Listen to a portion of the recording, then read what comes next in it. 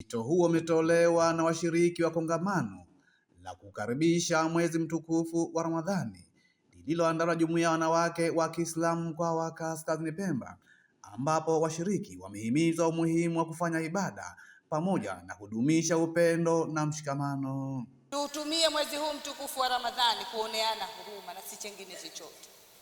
Tusiutumie mwezi huu kuoneshana jeuri zetu na mbavu zetu, si chochote si lolote mbele ya Allah Subhanahu wa Ta'ala. Mungu ametupa kwenye kutujaribu kwenye neema zake mbalimbali. Wewe nani mie nani, unamtizama mwenzio juu mpaka chini ukambebedua nyumba yake hajatia rangi, nyumba yake hajatia pazia, nani? Hakuna. Tuogope neema za Allah alizotupa. Na waombeni sana hili mlichukue.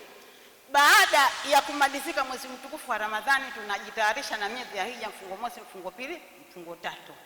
Lakini ibada hii, kitu chochote kile kama hutakifanya inavyotakiwa, basi lazima hakitakuwa. Mgeni rasmi katika kongamano hilo ni mkuu wa mkoa wa Kaskazini Pemba Bi Mgeni Hatibu Yahya, ambaye anatumia fursa hiyo kuwahimiza kuongeza juhudi katika ibada, hasa kipindi hiki wanapojiandaa kupokea mwezi mtukufu wa Ramadhani.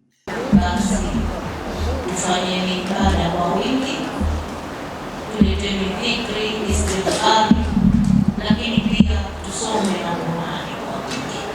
Tukifanya hivyo basi tutaweza kujiepusha na moto wa jahannam, lakini pia na somo zetu zitakuwa. Aidha, mkuu huyo wa mkoa amewahimiza washiriki wa kongamano hilo kuwa mstari wa mbele kuwalea watoto katika maadili mema. Wetu tuweze kuwalinda. Ujue mtoto wako anatoka saa ngapi ndani, anarudi saa ngapi. Tusiwaachie tu watoto. Mtoto akirudi nyumbani, wewe mama ukoje? Sio wewe unajilaza ndani, mtoto wako anakuja kufungua hela, ufungua mtoto yako chini ya jiwe, unatafakari kinachotendeka.